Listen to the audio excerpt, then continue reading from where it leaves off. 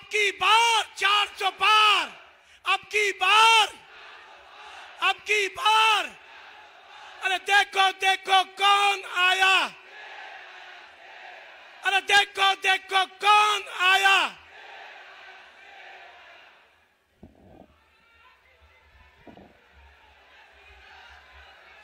योगी मोदी जिंदाबाद, योगी मोदी जिंदाबाद।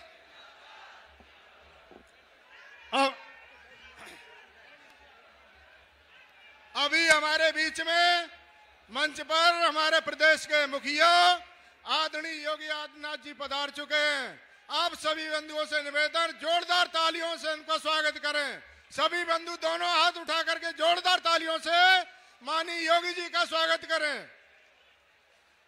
साथ ही मैं आग्रह कर रहा हूं हमारे जिलाध्यक्ष और महानगर अध्यक्ष जी से कि आदरणीय मुख्यमंत्री जी का पटका पहनाकर स्वागत करें। अब मैं आमंत्रित कर रहा हूं हमारे जिले के जिलाध्यक्ष आदरणीय उदय प्रताप जी को कि वो आए और संक्षेप में अपने विचार रखें। आदरणीय उदय प्रताप जी।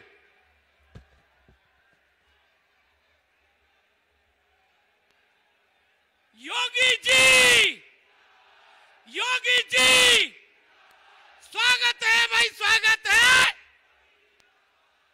फिर एक बार, अब की बार मैं आज फिरोजाबाद की धरती पर सुहाग नगरी में उत्तर प्रदेश के शेर, उत्तर प्रदेश से ही नहीं पूरे भारत के शेर आदरणीय योगी आदित्यनाथ जी का स्वागत करता हूं, अभिनंदन करता हूं। बोलो भारत माता की, भारत माता की, भारत माता की। आदरणीय बंधुओं, आप सब ऐसी तपती धूप में माननीय महाराज जी उत्तर प्रदेश के मुख्यमंत्री आदरणीय योगी आदित्यनाथ जी का इंतजार कर रहे हैं और ऐसी तपती दोपहरी में आप सब माननीय महाराज जी को सुनने आए, तो एक बार महाराज जी का फिरोजाबाद नगरी में, सुहाग नगरी में जोरदार स्वागत होना चाहिए कि नहीं होना चाहिए? देखो देखो कौन आया, देखो देखो कौन आया। स्वागत है भाई, स्वागत है, स्वागत है भाई, स्वागत है। माननीय योगी जी हम सब के नेता, पूरे देश के नेता, पूरे विश्व के नेता, जिनकी पहचान पूरे देश में बहुत ही लोकप्रिय मुख्यमंत्री आज फिरोजाबाद की धरती पर आए हैं। मैं भाजपा की तरफ से जिलाध्यक्ष होने के नाते उनके श्री चरणों में प्रणाम करता हूं और अभिनंदन करता हूं, स्वागत करता हूं। बहुत बहुत धन्यवाद। जय हिंद, जय भारत। बोला भारत माता की, भारत माता की। अब की बार, अब की बार, फिर एक बार। बहुत बहुत धन्यवाद। बहुत बहुत धन्यवाद आदरणीय अध्यक्ष जी। अभी में हमारे जो प्रत्याशी हैं आदरणीय ठाकुर विश्व जी को मैं आमंत्रित करता हूं कि वे आए और सभा को संबोधित करें। आदरणीय विश्वदीप जी सी, ठाकुर विश्वदीप जी सी।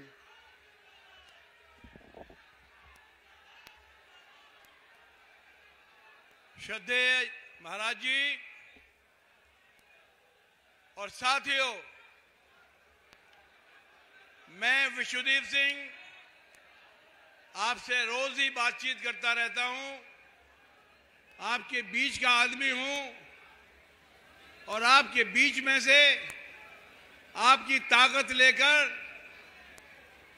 भारतीय जनता पार्टी के माननीय प्रधानमंत्री मोदी जी और यशस्वी मुख्यमंत्री माननीय योगी आदित्यनाथ जी के समक्ष आपकी ताकत को प्रस्तुत करना चाहता हूं। मैं भारतीय जनता पार्टी का प्रत्याशी हूं, मैं माननीय योगी जी का प्रत्याशी हूं। मेरा समर्थन करिए, मुझे अवसर दीजिए कि मैं आपकी ताकत लेकर आपकी समस्याओं को केंद्र सरकार और राज्य सरकार के मंचों पर प्रभावी तरीके से प्रस्तुत कर सकूं और इस क्षेत्र के विकास में अपनी सक्रिय भूमिका निभा सकूं। मुझे मालूम है मैं बहुत सारी बातें कह सकता हूं, लेकिन आज हम सब लोग ये जो ऐतिहासिक जनसमूह इकट्ठा हुआ है फिरोजाबाद में, वो सब माननीय योगी आदित्यनाथ जी को सुनने आए हैं। इसलिए मैं अपने आप को यहीं रोकता हूं और आप सबके और माननीय योगी जी के बीच में बाधा न बनते हुए अपना प्रणाम आपको अर्पित करना चाहता हूं। आपसे पूरे वोट की अपील करते हुए कहना चाहता हूं धन्यवाद।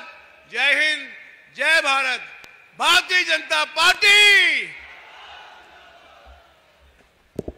बंधुओं, इंतजार की घड़ी समाप्त हुई।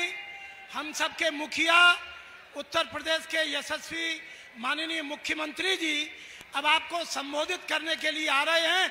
जोरदार तालियां बजा के उनका स्वागत करिए। तालियां बजती रहें माननीय योगी जी।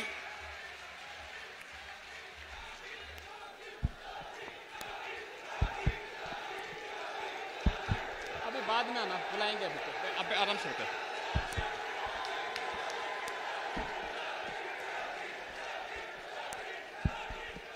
भारत माता की, भारत माता की, भारत माता की। वंदे वंदे वंदे।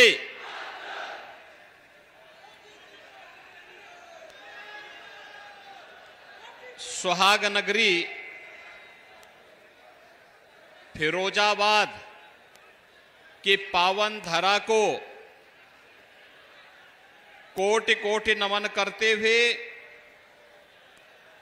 इतनी भीषण गर्मी में भी इतनी विशाल संख्या में आप सभी लोग लोकतंत्र के इस महापर्व को सफल बनाने के लिए यहां पर उपस्थित हुए हैं। मैं आप सबका हृदय से अभिनंदन करता हूं, स्वागत करता हूं। मंच पर उपस्थित भारतीय जनता पार्टी के जिला के अध्यक्ष श्री उदय प्रताप सिंह जी, महानगर अध्यक्ष श्री राकेश संखवार जी, लोकसभा के प्रभारी श्री शंकर शर्मा जी, लोकसभा के प्रवासी श्री सुनील पांडे जी, लोकसभा के संयोजक श्री वृंदावन लाल गुप्ता जी, हमारे यहां के वर्तमान सांसद डॉक्टर चंद्रसेन जादौन जी, हमारे माननीय विधायकगण श्री मनीष असीजा जी, प्रेमपाल धनगढ़ जी, महापौर श्रीमती कामनी राठौर जी, जिला पंचायत अध्यक्ष श्रीमती हर्षिता सिंह जी, हमारे पूर्व विधायकगण श्री हरिओम यादव जी, राम गोपाल लोधी पप्पू जी, ओम प्रकाश वर्मा जी और लोकप्रिय प्रत्याशी भारतीय जनता पार्टी और सहयोगी दलों के ठाकुर विश्वदीप सिंह जी और उपस्थित भारतीय जनता पार्टी और सहयोगी दलों के सभी पदाधिकारी और बहनों और भाइयों, मैं सबसे पहले फिरोजाबाद के उन सभी हस्तशिल्पियों और कारीगरों का अभिनंदन करता हूं जिन्होंने फिरोजाबाद को सुहाग नगरी के रूप में बदल करके भारतीयता की पहचान के साथ जोड़ा है। बहनों और भाइयों, आप सभी का भी मैं इस अवसर पर अभिनंदन करते हुए देश के भविष्य को बनाने वाले लोकसभा चुनाव 2024 के लिए आपका आह्वान करने के लिए मैं आज फिरोजाबाद में आया हूं। बहनों और भाइयों, लोकसभा का चुनाव पूरे देश के अंदर 7 चरणों में हो रहा है। 2 चरण कल संपन्न हो गए हैं।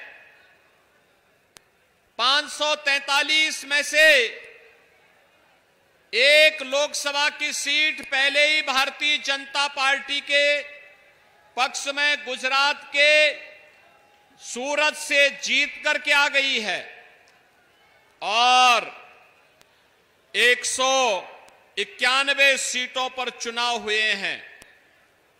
बहन और भाइयों, जो रुझान है, जो उत्साह है, जो उमंग है, पूरे देश में एक ही स्वर गूंज रहा है और वह है कि फिर एक बार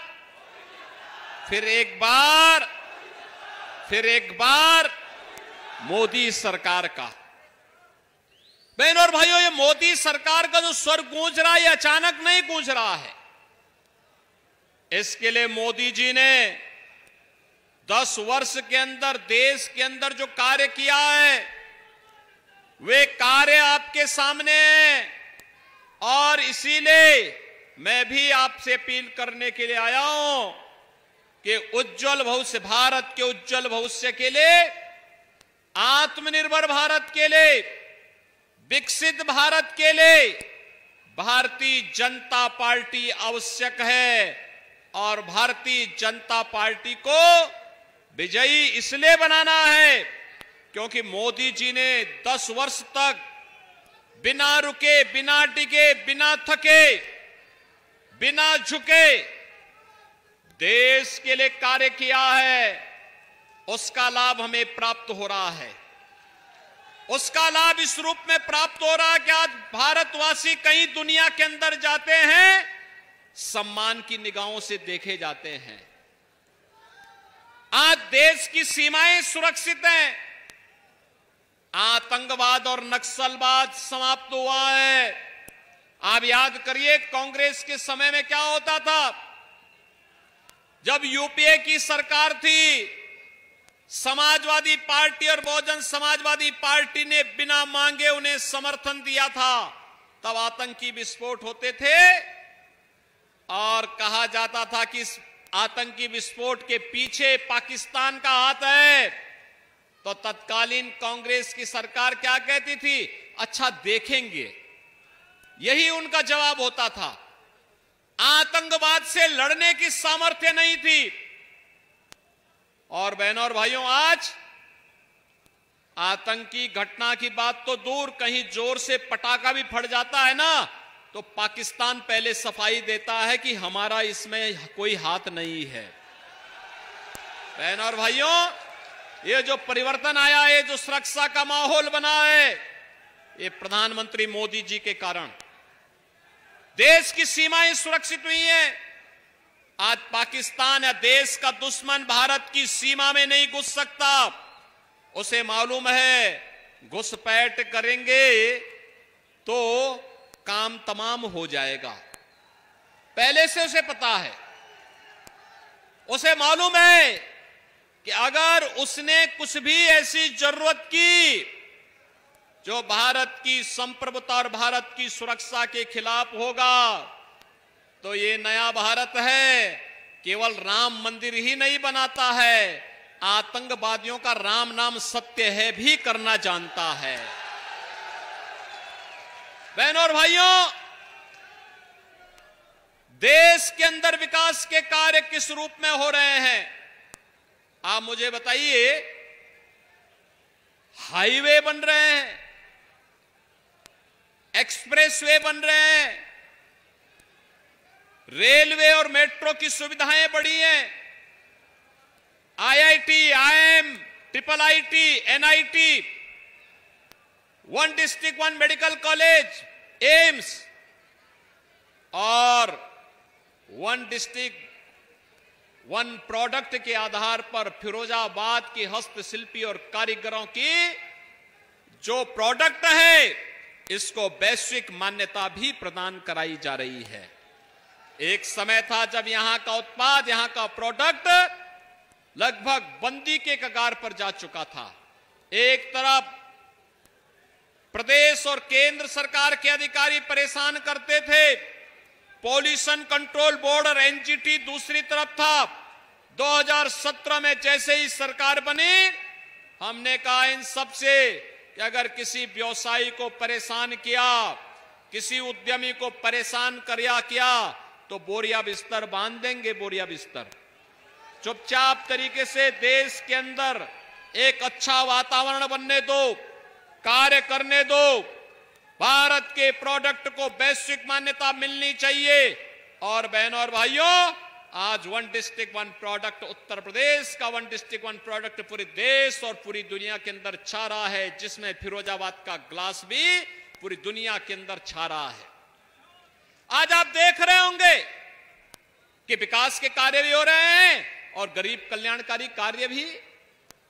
80 करोड़ लोगों को फ्री में राशन 4 वर्ष से लगातार मिल रहा है और मोदी जी ने कह दिया अगले 5 वर्ष तक लगातार मिलेगा। बहनों और भाइयों, कांग्रेस, सपा, बसपा की सरकार के समय क्या होता था? यही राशन इनके चट्टे बट्टे सब डंकार जाते थे, गरीब को मिलता ही नहीं था, लोग भूखों मरते थे। और समाजवादी पार्टी तो 2 कदम और आगे चली गई थी। आप सोचो, जिन आतंकवादियों ने अयोध्या पे राम जन्मभूमि पर आतंकी हमला किया था, जिन आतंकवादियों ने बजरंगबली के पावन मंदिर, संकट मोचन मंदिर वाराणसी में हमला किया था, जिन आतंकवादियों ने न्यायपालिका पर हमला किया था, जिन आतंकवादियों ने सीआरपीएफ कैंप रामपुर में हमला किया था, उनके मुकदमों को भी समाजवादी पार्टी ने वापस लेने का कुत्सित प्रयास किया था। तब न्यायपालिका ने अखिलेश यादव की सरकार को के बारे में टिप्पणी की थी। तब न्यायपालिका ने कहा था, आज आतंकवादियों के मुकदमों को वापस ले रहे हो, कल बड़ी बेशर्मी के साथ इन आतंकवादियों को पद्म पुरस्कार से नवाजोगे, देश की सुरक्षा का क्या हाल होगा? ये देश की सुरक्षा के साथ, जनता जनार्दन की सुरक्षा के साथ खिलवाड़ करने वाली क्या समाजवादी पार्टी को आप वोट देंगे? क्या लोग वोट देंगे? बहनों और भाइयों, ये समाजवादी पार्टी के हाल थे। और विकास के कार्यों में डकैती डालते थे ये लोग। एक ही परिवार लूट मचाया हुआ था, तबाही मचाया हुआ था। महाभारत के सारे रिश्ते वहां मौजूद थे। और बहनों और भाइयों, जिस तरीके से उनके द्वारा उस समय सुरक्षा के साथ खिलवाड़ होता था, मजाक किया जाता था, वह किसी से छुपा हुआ नहीं है। और इसीलिए आज मैं आपसे कहने के लिए आया हूं, आपने देखा होगा 80 करोड़ लोग फ्री में राशन की सुविधा का लाभ प्राप्त कर रहे हैं। 60 करोड़ लोगों को आयुष्मान भारत में 5 लाख रुपए की स्वास्थ्य बीमा का कवर दिया जा रहा है, प्रतिवर्ष दिया जा रहा है। 50 करोड़ लोगों को जनधन अकाउंट खोल दिए गए। और जिन लोगों के पास उपचार की सुविधा नहीं होती है, कोई विधायक, कोई सांसद, कोई महापौर, कोई जिला पंचायत अध्यक्ष, कोई अन्य पदाधिकारी या वो पीड़ित भी अगर मुझे एक पत्र भेज देता है कि मेरे परिवार में फलाना व्यक्ति बीमार है, डॉक्टर का ये एस्टिमेट है, मेरी सामर्थ्य नहीं है, तो मैं मोदी जी के द्वारा बनाए गए उसके अकाउंट में सीधे पैसा भेज देता हूं कि जाओ भाई, ये तुम्हारा अधिकार है, उपचार करो, कहीं कोई समस्या नहीं आएगी, हम साथ में खड़े हैं। बहनों और भाइयों, 12 करोड़ किसानों को किसान सम्मान निधि का लाभ। सपा, बसपा और कांग्रेस की सरकार में किसान आत्महत्या करता था, आज किसान सम्मान निधि का लाभ प्राप्त कर रहा है। 12 करोड़ गरीबों के घर में शौचालय बन गए। नारी गरिमा की भी रक्षा हुई और बीमारियों से भी मुक्ति मिली।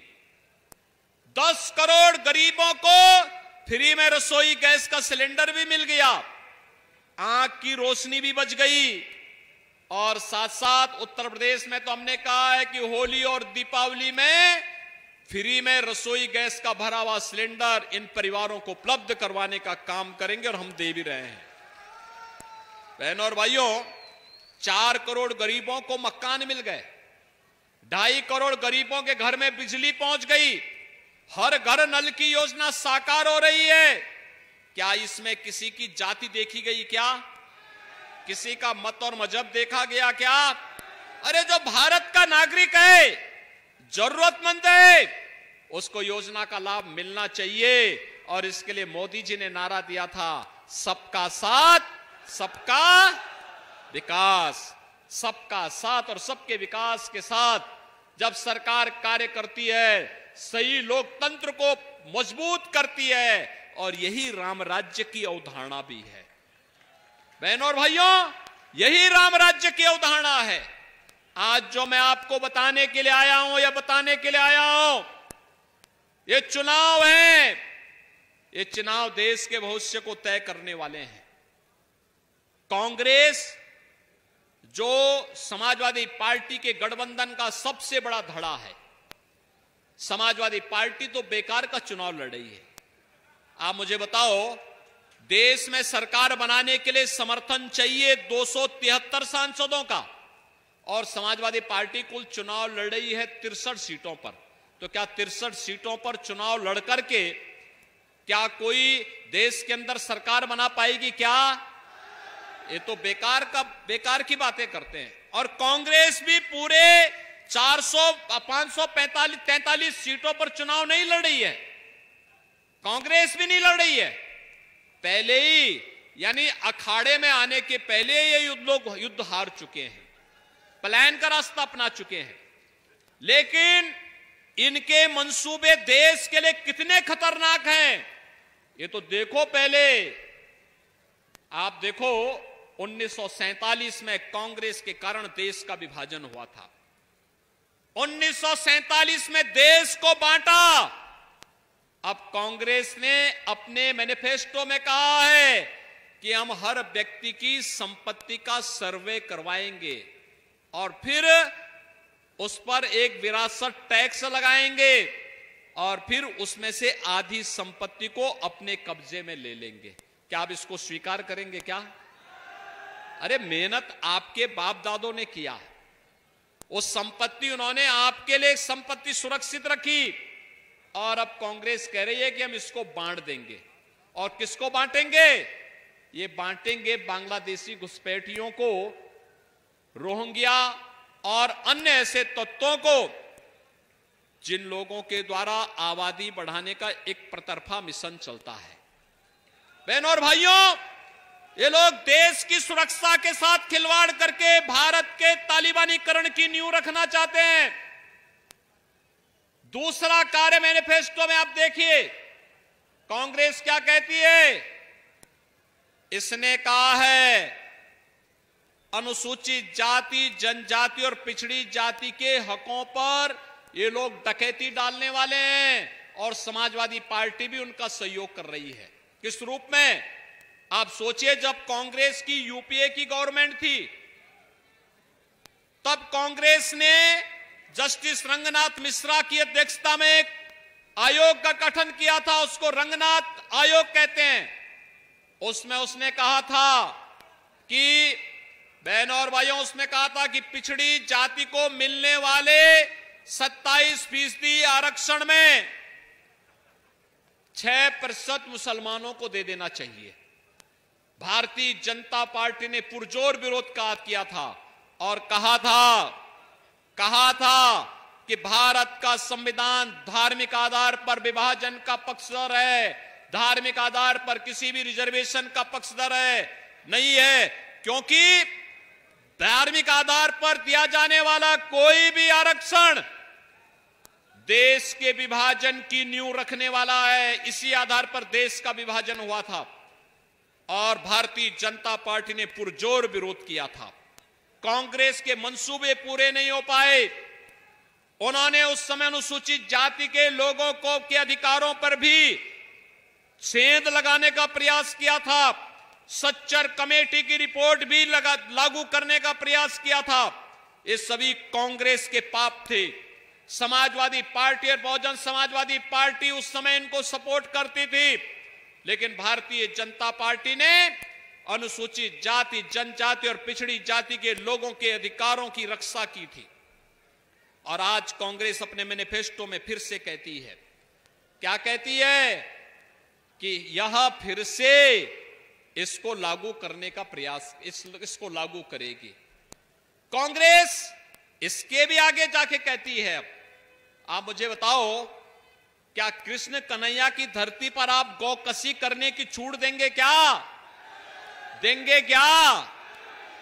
अरे मुझे बताओ, हमारे भगवान राम और हमारे भगवान कृष्ण तो इस धरती पर उनके अवतार का कारण ही क्या था? गौ ब्राह्मण की रक्षा करने के लिए अवतरित हुए थे।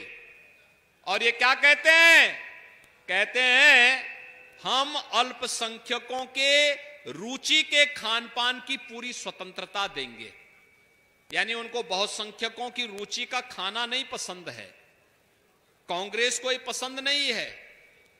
कांग्रेस का डीएनए भारत को और भारतीयता को पसंद नहीं करता है। समाजवादी पार्टी उन्हें बिना मांगे समर्थन देने के लिए हमेशा तैयार रहती है।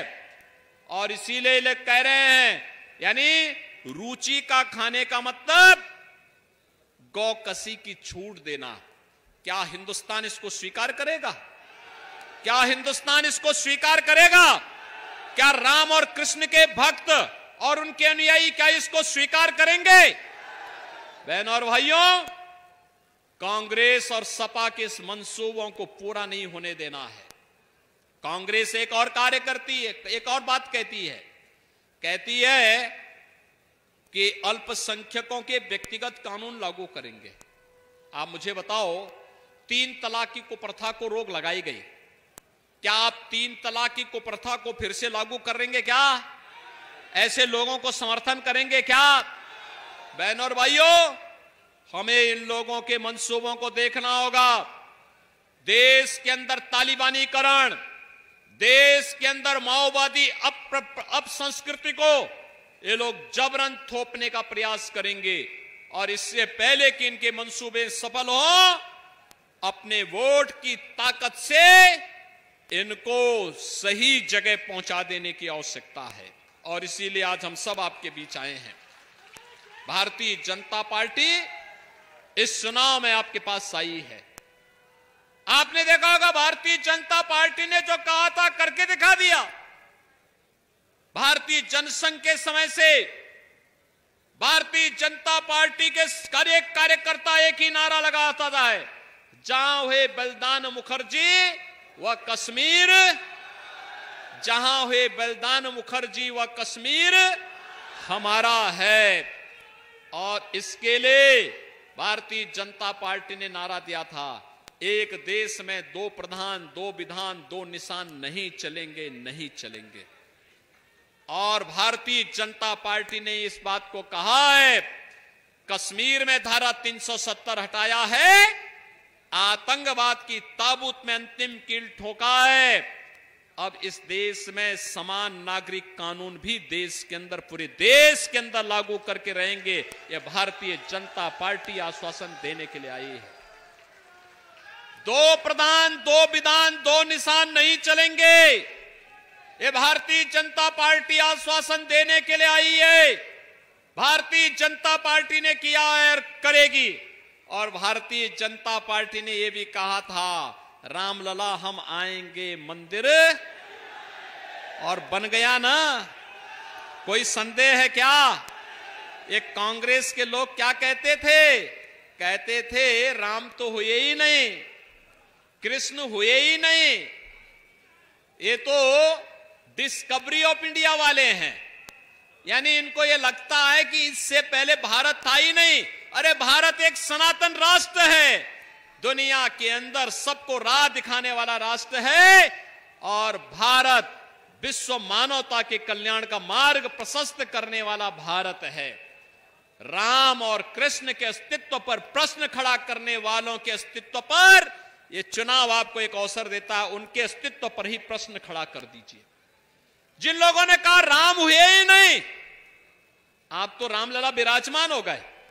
हमारे रामलला ने 500 वर्षों के बाद इस बार होली भी खेली है और 500 वर्षों के बाद रामलला ने अपना जन्मोत्सव भी अयोध्या धाम में मनाया है ना। आपको अच्छा लगा है ना। और बहनों और भाइयों, अब हम लोग भी काशी और अयोध्या के बाद मथुरा की तरफ ही बढ़ चले हैं, इधर ही बढ़ चले हैं। आप सोचो, मैं पूछना चाहता हूं, क्या समाजवादी पार्टी कह पाएगी कि ब्रजभूमि का ही विकास होना चाहिए? उन्होंने तो कुछ किया ही नहीं, करना भी नहीं चाहते। वह तो आप सोचो, यादवों में भी देना था तो किसी और को नहीं दिया, एक ही परिवार के सब लोगों को दिया टिकट, किसी और को दिया ही नहीं। अरे और भी तो योग्य लोग थे, उनको भी दिए होते, उनको भी आगे बढ़ाए होते। बहनों और भाइयों, ये लोग परिवारवादी लोग हैं, अपने परिवार के बाहर नहीं सोच सकते, अपने परिवार के बाहर नहीं सोच सकते। परिवारवाद के नाम पर जाति को ये लोग बदनाम करते हैं, सामाजिक ताने बाने को छिन्न भिन्न करते हैं, समाज और देश की सुरक्षा के साथ खिलवाड़ करते हैं, गरीबों के हकों पर डकैती डालते हैं, किसान को आत्महत्या करने के लिए मजबूर करते हैं, नौजवान को प्लान करने के लिए मजबूर करते हैं, व्यापारी को लूटने का काम करते हैं। भारतीय जनता पार्टी इसको स्वीकार नहीं कर सकती है। नौजवान के भविष्य के साथ खिलवाड़ करने वाले को हम लोग उसकी सही जगह पहुंचाने का काम करते हैं। और आपने देखा होगा, इन लोगों को किसी गरीब के साथ कोई सहानुभूति नहीं है। समाजवादी पार्टी और कांग्रेस के लोगों की गरीब के साथ सहानुभूति नहीं है, इनकी सहानुभूति तो माफिया के साथ में है। और माफिया के लिए कैसे फतिया ये लोग पढ़ते हैं, आपने देखा होगा, अभी कुछ दिन पहले देखा है ना, माफिया के लिए कैसे फतिया पढ़ते हैं। बहनों और भाइयों, मेरी आपसे अपील होगी, जो माफिया प्रदेश की सुरक्षा के लिए खतरा बने हुए थे, आपने देखा होगा कैसे ये लोग खतरा पैदा करते थे, वह आपके सामने है। मैं पूछना चाहता हूं समाजवादी पार्टी से, जो पूजा पाल इन्हीं की पार्टी की विधायक है, उनके पति राजू पाल की हत्या माफिया ने की थी कि नहीं की थी, और समाजवादी पार्टी के द्वारा प्रश्रय प्राप्त था कि नहीं था वो अब माफिया। उमेश पाल की हत्या माफिया के द्वारा की गई थी कि नहीं की गई थी, और क्या समाजवादी पार्टी का उसको प्रश्रय नहीं प्राप्त था?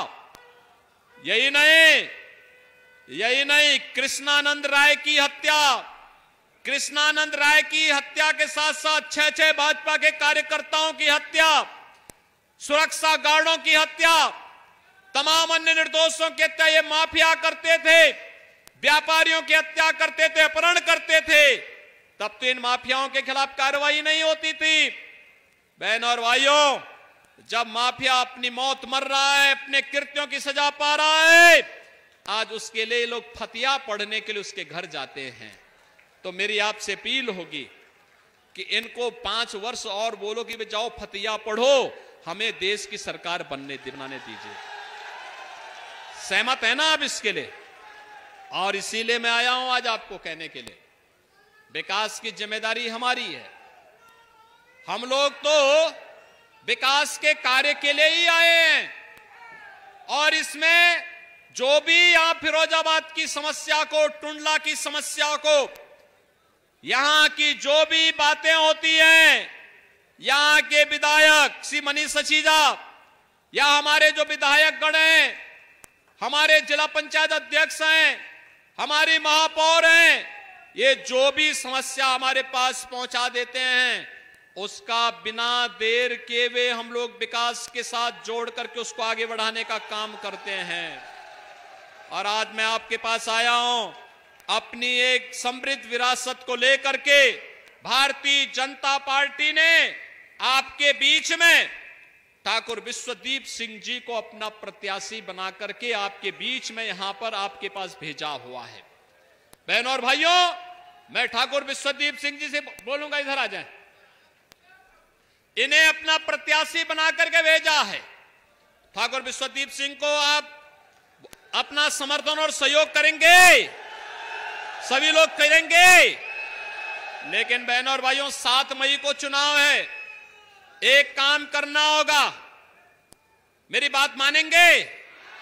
विश्वास है ना? देखो, हम लोग जो बोलते हैं वही करते हैं ना? कोई लांग लपेट नहीं करते ना? विकास के कार्यों में कोई बाधा नहीं आने देते ना? गरीबों के हकों पर किसी को डकैती नहीं डालने देते ना? और माफिया और अपराधियों के साथ किस प्रकार का व्यवहार होना चाहिए ये भी करते हैं ना? अब कोई कर्फ्यू नहीं लगा सकता ना, और कोई दंगा भी नहीं कर सकता है ना? दंगाइयों और कर्फ्यू लगाने वालों के साथ क्या कार्य होता है आपको मालूम है ना? राम नाम सत्य है, ये हो जाता है ना? तो बहनों और भाइयों, इसीलिए मैं कहने के लिए आया हूं, ठाकुर विश्वदीप सिंह जी को भारतीय जनता पार्टी ने प्रत्याशी बनाया है। एक सांसद प्रत्याशी के लिए लोकसभा चुनाव के दौरान मात्र 14-15 दिन का समय मिलता है। घर घर जाना कठिन होता है, घर घर जाना कठिन होता है, नहीं जा सकता। हर गांव में भी जाना कठिन होता है, क्योंकि 2000 से अधिक गांव है। तो एक दिन में अगर व्यक्ति 20 गांव भी करेगा तो भी बहनों और भाइयों उसको चाहिए 100 दिन। तो 100 दिन का तो चुनाव ही नहीं होता है, कुल 12 से 15 दिन, 14 से 15 दिन का समय लगता है चुनाव के दौरान। 7 मई को चुनाव है, और इसलिए मेरी आपसे अपील है, आपको मोदी जी और योगी जी का प्रतिनिधि बनकर के, स्वयं ठाकुर विश्वदीप सिंह बनकर के घर घर जाना होगा। जाएंगे? मोदी जी का और मेरा संदेशा लेके घर घर में जाएंगे।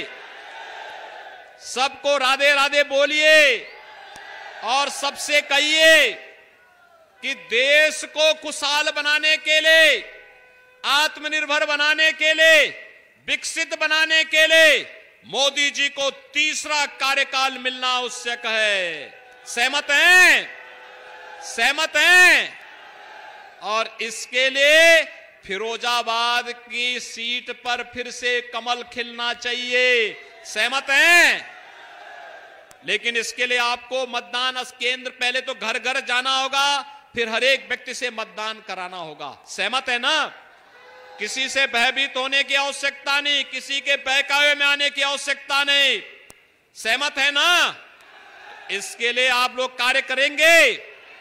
दोनों हाथ उठा करके फिर मेरे साथ बोलेंगे, दोनों हाथ उठा करके, भारत माता की, भारत माता की, भारत माता की।